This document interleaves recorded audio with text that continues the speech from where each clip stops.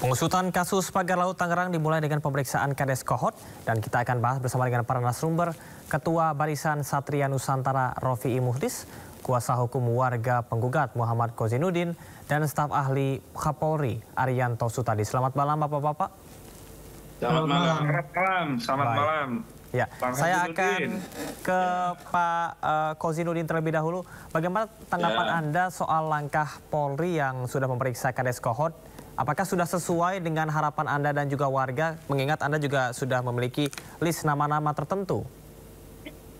Ya, saya pikir yang pertama saya mengajukan kritik terhadap proses penyelidikan dan penyidikan kasus ini karena ada dua kasus terpisah yang lokus deliktinya sama-sama di laut. Yang pertama kasus pagar laut, yang kedua baru kita bicara tentang sertifikat laut. Dan hari ini justru yang diupdate oleh Bareskrim Mabes Polri adalah kasus yang berkaitan dengan sertifikat laut. Padahal yang nampak zohir yang kita tahu pertama kali dipersoalkan publik adalah pagar laut. Dan sampai hari ini sebenarnya sudah ada nama-nama yang disetor ke Bareskrim Mabes Polri, misalnya oleh Lembaga Bantuan Hukum Muhammadiyah, nama-nama yang indikasinya itu adalah pelaku pemagaran, misalnya ada Engcun, Gojali, ada Ali Hanafi Alijaya, Mandor Mehmet. Sampai hari ini pihak-pihak tersebut tidak pernah diperiksa begitu. Sementara tadi ada berita di Sidarajaya, di Tarumajaya Kabupaten Tangerang, itu pelaku pemagaran langsung ditemukan dan bahkan pihak pelaku pemagaran dihukum untuk mencabut pagar laut itu sendiri begitu. Nah, karena itu saya melihat ada suatu proses yang meloncat dan ini menguatkan analisis saya sebelumnya bahwa memang akan ada pihak yang ditumbalkan dalam kasus ini. Dan saya sudah berulang kali, Arsin ini akan menjadi tumbal yang seolah-olah nanti akan menjadi prestasi penegakan hukum dan akan menjadi sarana untuk meredam kasus pagar laut dan sertifikat laut. Dan ya silakan. Baik, Pak Kozinudin, kita sudah bisa menyimak apa yang Anda sampaikan. Saya akan lempar ke Pak Arian, bagaimana dengan tanggapan Anda dengan hal ini yang tadi disampaikan bahwa ada tumbal yang dalam kasus ini, sehingga mungkin bisa dibilang Polri ini belum maksimal dalam melaksanakan pemeriksaan. Tanggapan Anda seperti apa? Ya, kalau sepengetahuan saya ya, saya mantan Polri. Polri itu bergerak ya, setelah ada suatu kejadian. Itu pasti bergeraknya memulai dari penyelidikan dulu. Nah, tadi saya sudah ngecek pada Pak Dirhidum ya. Dan beliau mengatakan memang sudah melakukan penyelidikan mulai bulan lalu lah gitu kan. Kemudian didapat data-data bahwa ada terjadinya pemalsuan surat-surat GIRE tahun 82 yang kemudian GIRE itu diajukan untuk dikeluarkanlah surat SAGP dan SAM. Berarti itu satu indikasi adanya pidana. Nah, maka kemudian dengan bukti-bukti yang ada itu kemudian saya dengar tadi katanya sudah digelar dan sudah sepakat untuk naik ke penyidikan, kira-kira begitu. Baik. Nah, kalau untuk pemagaran itu sendiri saya tidak tahu ya apakah itu juga menjadi objek daripada apa yang dilaporkan apa tidak. Karena biasanya Bareskrim itu bergerak kalau ada LP atau LP temuan dia sendiri. Pak Arianto, seperti yang disampaikan tadi oleh Pak Kozinudin bahwasanya sudah menyetorkan nama-nama selain dari Kades Kohot, tapi mengapa tidak diproses begitu? Tanggapan Anda seperti apa? Ya kan sudah kalau saya tidak tahu persis ya apa yang dilaporkan itu gini ya.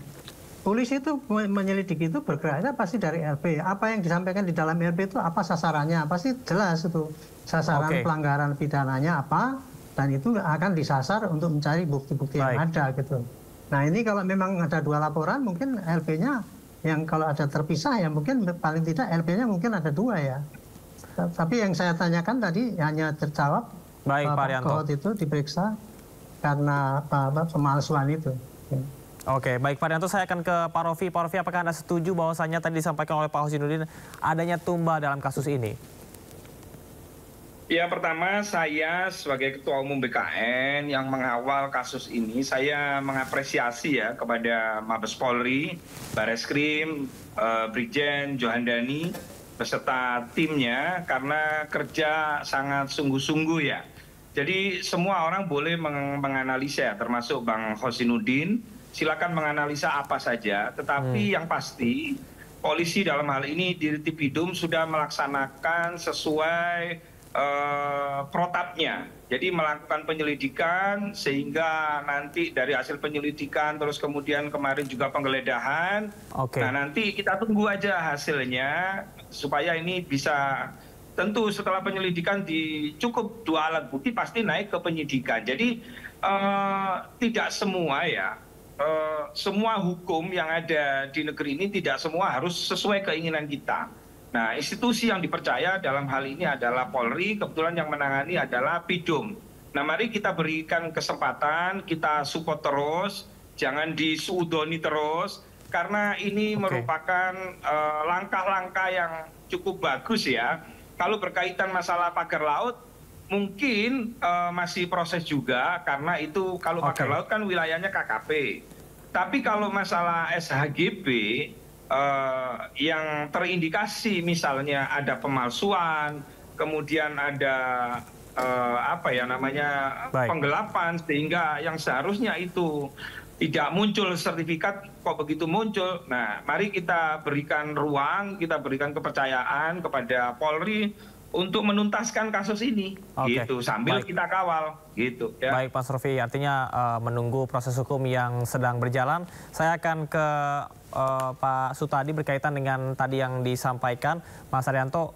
Apakah ada langkah lain yang akan dilakukan oleh Polri, mengingat ini kasus sudah berjalan hampir 1 bulan, dan bukankah penetapan tersangka ini tidak lebih dari 14 hari? Tanggapannya seperti apa? Ya, tadi saya mengecek habis sudah gelar dan para peserta gelar sepakat untuk dinaikkan ke penyidikan. Nah, kalau kemarin kan pemeriksaan segala itu kan pemeriksaan dalam rangka penyelidikan ya.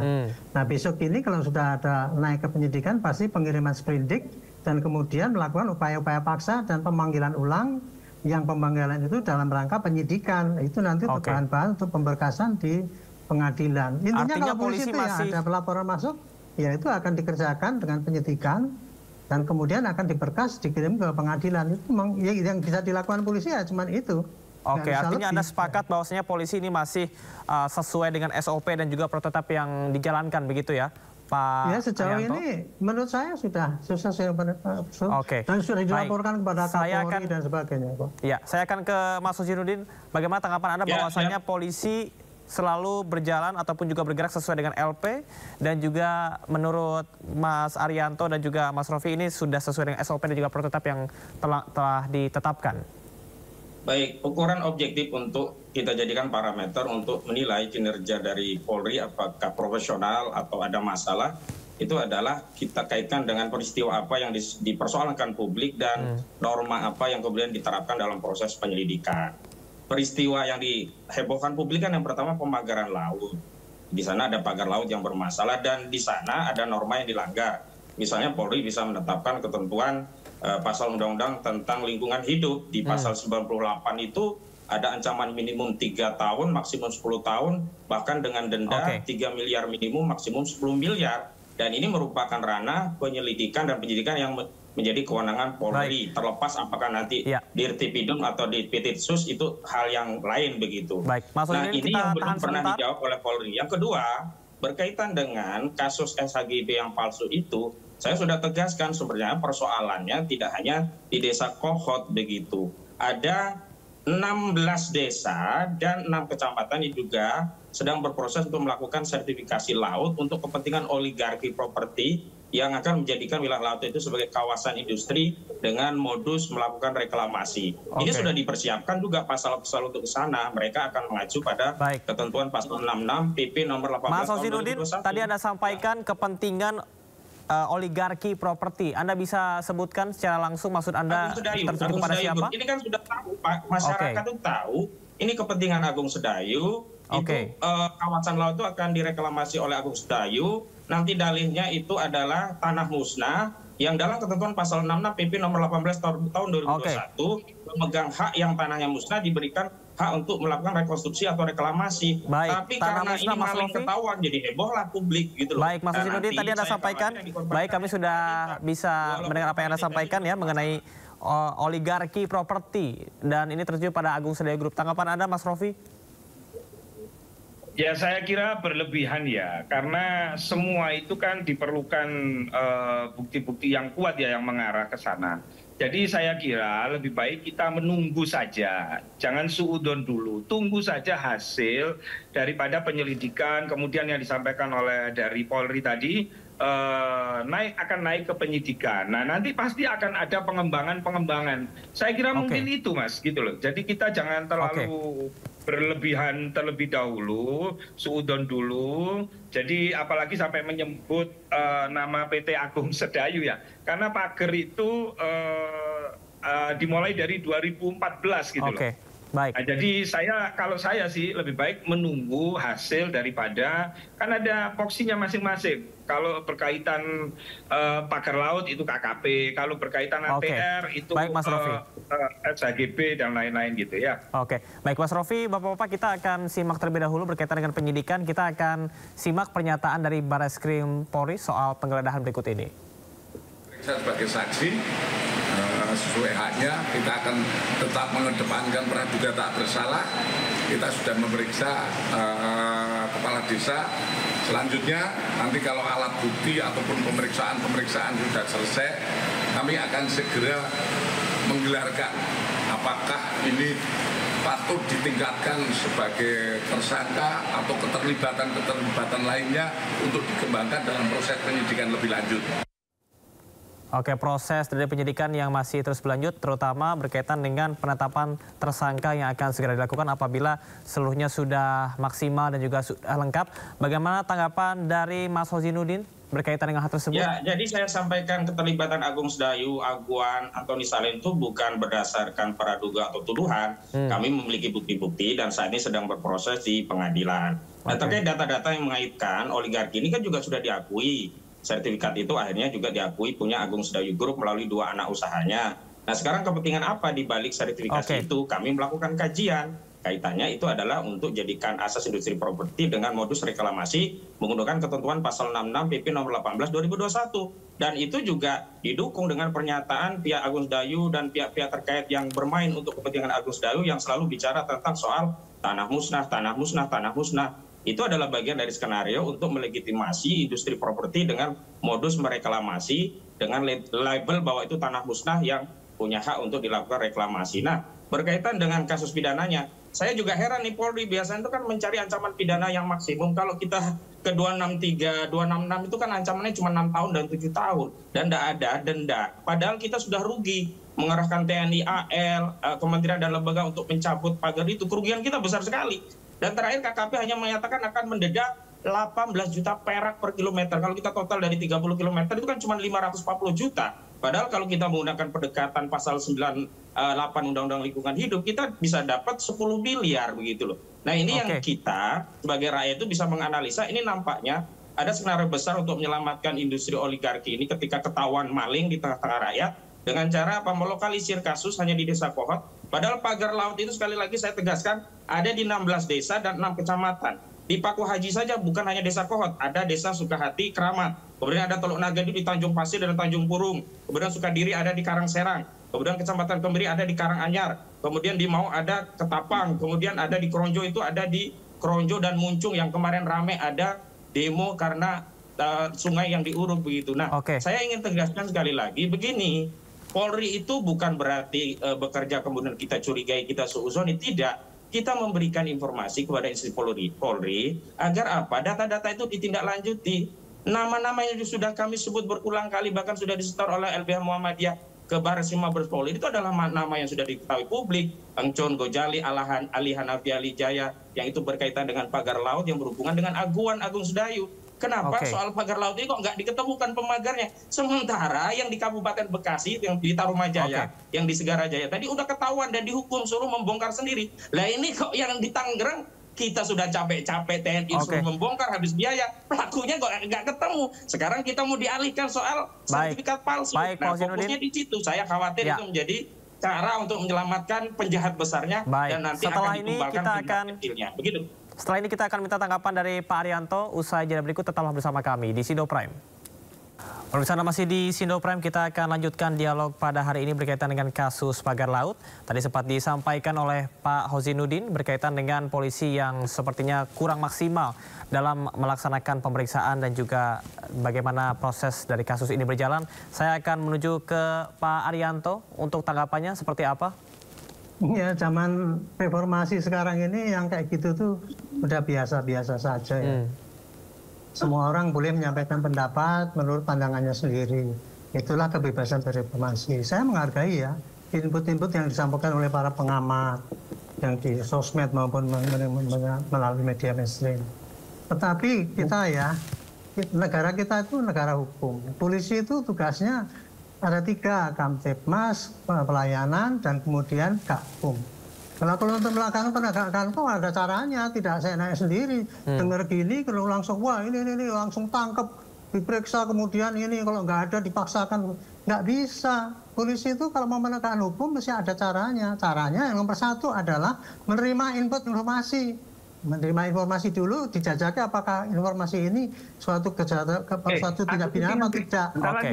Pakai penyelidikan dulu. Itu tadi Pak Ahmad ya, kalau saran saya, kalau Bapak punya harapan kemudian nggak dilakukan oleh polisi, Bapak bikin LP saja Pak. LP pelanggaran ini pasti ditindaklanjuti Pak. Nanti Bapak akan mendapatkan perkembangan daripada penyidikan. Tapi kalau tidak ada LP, ya polisi hanya mengembangkan apa yang ada di LP itu sendiri, pasti. Baik, Pak Arianto. Pak Hozinuddin, ada tanggapan?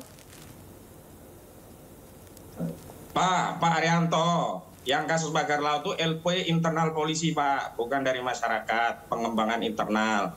Sehingga kasusnya mengarah kepada sertifikat laut.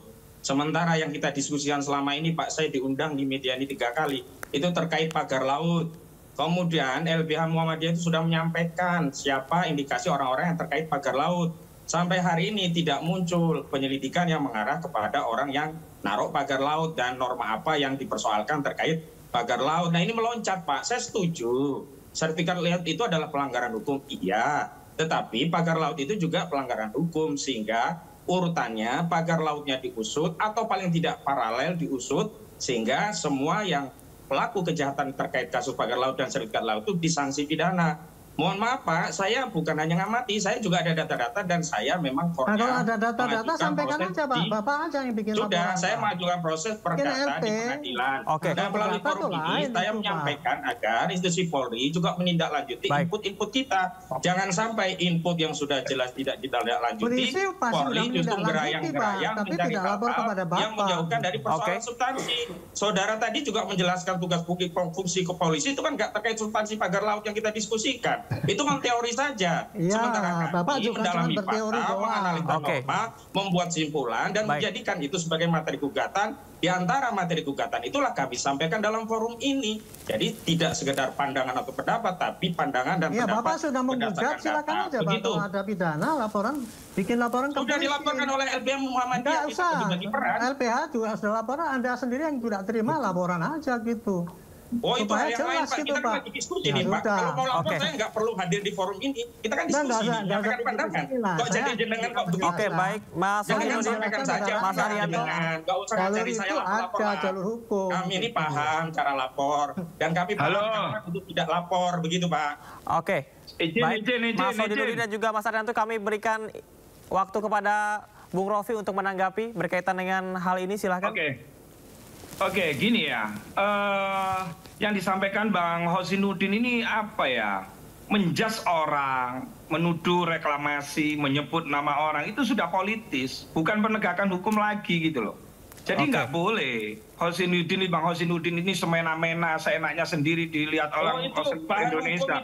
Nggak boleh menyebut orang dan lain-lain. Silakan Anda melaporkan dan tunggu di prosesnya.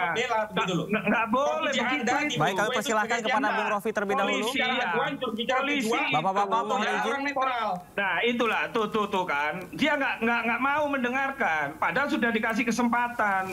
Sabar dulu dong. Kalau kita berbicara azas praduga tidak bersalah, yang Anda lakukan bukan seorang penegak hukum itu namanya. Anda bukan seorang seorang pengacara. Itu semua polisi pengacara itu ada namanya azas praduga tidak bersalah. Jangan menuduh pihak pribadinya. Kita setara di sini. Bukan Bung, Anda itu nyebut pribadi Pak Aguan toh.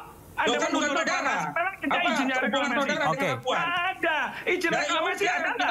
Dari Agung Sedayu nggak ada gitu loh. Jadi saya menuduh, kalau ini diskusi, gini loh Bang Hosinudin, kalau kita diskusi, berikan dong kesempatan kepada kami. Anda menuduh orang seenak-enaknya sendiri. Tapi begitu Anda dikritik, Anda marah gitu loh. Nggak boleh. Tidak berpihak atas bentukan peraturan. Oke, Bung Rofi, Mas Hosinudin. Sudah benar. Polri dalam penegakan hukum sudah benar. Silakan menunggu. Baik, Bapak-bapak. Saya ke Bung Rofi, Bung Rofi.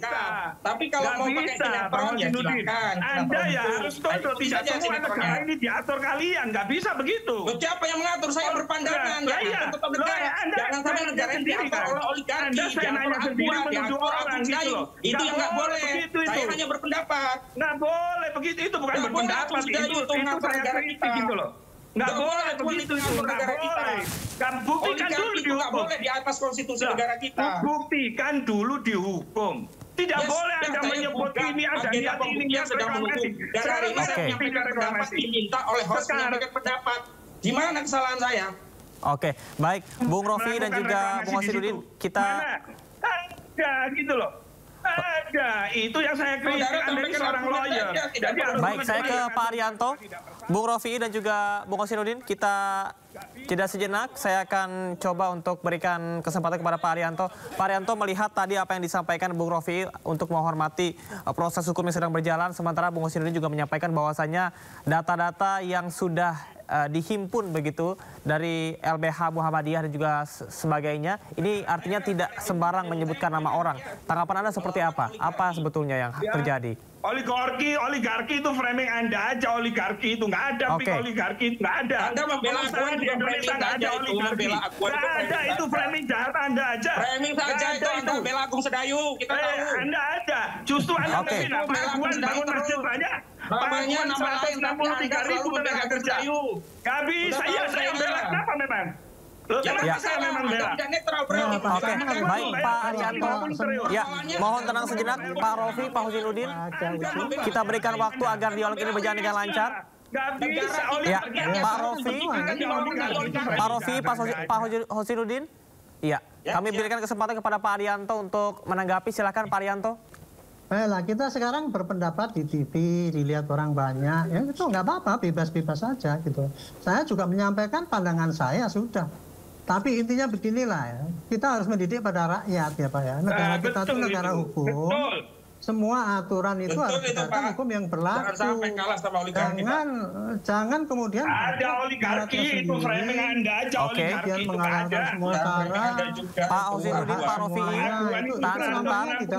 65.000 tenaga kerja, bayar pajak 50 triliun. Oligarki dari membantu rakyat Banten banyak sekali. Pak Rofi, Pak Hosinudin, supaya dialog ini berjalan dengan baik, dengan lancar, kita berikan terlebih dahulu kesempatan untuk satu-satu berbicara. Baik, silakan Pak Arianto. Ya, intinya begitulah. Ini kita kalau berdebat kayak gini dibiarkan ya nggak ada akhirnya Pak, nggak berguna kita ngomong saling menuduh di TV ini. Tapi lebih baik kita tuh memberikan penjelasan kepada masyarakat lah, duduk persoalannya itu kayak gini. Kemudian cara mengaturnya adalah begini gitu. Negara kita ada hukum nggak Pak? Semua bisa ditegakkan dan ada aturannya, tidak sembarangan kemudian udah data dikasihkan harus dikerjakan, kemudian harus lapor kepada yang menyampaikan. Sudah ada jalurnya kok. Bikin LP pasti Anda akan mendapatkan laporan perkembangan apa yang disampaikan, apa ditindaklanjuti dari LP itu. Baik, gitu, Pak Arianto, apakah Anda bisa meyakinkan bahwasannya nantinya proses hukum yang berjalan akan dilakukan secara transparan? Saya yakin ya Pak, karena ini ya. Tadi saya telepon Pak Dirpidum itu, beliau diperintahkan Kapolri Januari yang lalu, langsung melakukan penyelidikan lengkap, kemudian baru gelar kemarin, lupa gelarnya tanggal berapa, 7 kalau nggak salah. Dan kemudian dilaporkan sepakat naik ke penyidikan. Sebelum naik ke penyidikan kemarin sudah melakukan penggeledahan. Itu sudah melebihi daripada tindakan. Mestinya kalau penyelidikan itu nggak ada penggeledahan Pak, kalau dalam teori. Tapi ini kan sudah menggeledah segala. Oke lah. Yang penting itu kemudian nanti dilanjutkan dengan penyidikan. Dan kita tunggu saja nanti mudah-mudahan dikirimkan ke kejaksaan dengan segera. Saya memang begini ya, saya menyarankan pada polisi Pak ya, tindakan itu tolong transparan saja, sampaikan kepada rakyat. Tapi sayangnya sampai sekarang polisi kurang begitu banyak menyampaikan. Nah ini saya menyampaikan kepada rakyat apa adanya seperti ini ya, mudah-mudahan rakyat bisa melihatlah perkembangannya. Oke, baik. Pak Arianto, saya ke Pak Husnudin. Pak Husnudin, apakah Anda yakin bahwasanya proses ini akan berjalan secara transparan seperti yang disampaikan tadi oleh Pak Arianto? Silakan Pak Husnudin. Dari proses awal penyidikan yang arahnya justru ke sertifikat laut bukan pagar laut sebagaimana tema diskusi yang kita diskusikan ini, saya justru tidak punya keyakinan sebelum akhirnya nanti dibuktikan oleh penyidik Bareskrim Mabes Polri bahwa seluruh pemagar laut, baik otaknya, pendananya, orang teknis di lapangan itu semuanya diproses hukum. Itu ukuran kepercayaan kita kepada Polri. Tentu ini bukan pandangan saya, juga pandangan yang lainnya. Yang kedua, saya kira proses yang sudah terjadi pun tetap harus kita kontrol, bukan dalam konteks kita mencurigai. Karena begini, masyarakat itu sudah jengah lah dengan proses penegakan hukum di negeri, jadi kita punya kewajiban sekaligus tanggung jawab agar kepercayaan publik kembali kepada institusi Polri. Justru masukan saya ini untuk mengembalikan citra Polri agar bisa dipercaya masyarakat. Karena apa? Oh, ternyata objektif, segala hal yang berkaitan dengan locus delicti, tempus delicti, dan peristiwanya diproses. Begitu. Oke, baik. Terakhir untuk closing kepada Pak Rofi'i, bagaimana tanggapan Anda? Apakah yakin bahwasanya proses hukum ini harus diusut tuntas dan akan dilakukan secara transparan? Iya, dari awal saya itu menyampaikan silakan diusut. Terus kemudian KKP tugasnya apa kalau berkaitan pagar laut, kan begitu. Masing-masing kan harus koordinasi. Nah, sekarang ketika Polri sudah melakukan gerak cepat sampai melakukan penggeledahan, padahal itu adalah masih penyelidikan. Ini kan harus diapresiasi gitu loh. Jangan kemudian dikatakan, oh ini hanya ditumbalkan. Nah itu kan gimana gitu loh, nggak menghargai kinerja Polri itu sendiri. Saya kira itu aja deh, nggak usah panjang-panjang, kita hormati, kita apresiasi Polri, tetap semangat, tegakkan hukum, siapapun yang terlibat, sikat. Baik, terima kasih Mas Rofi'i, Mas Husnudin dan juga Pak Arianto. Kita harapkan tentunya bahwa tujuan dari dialog ini supaya kita bisa berdiskusi dan juga bertukar pikiran, dan kita harapkan bahwasanya proses hukum ini berjalan dengan baik. Dan terima kasih sekali lagi kepada Bapak-Bapak. Selamat malam, selamat beristirahat, salam sehat.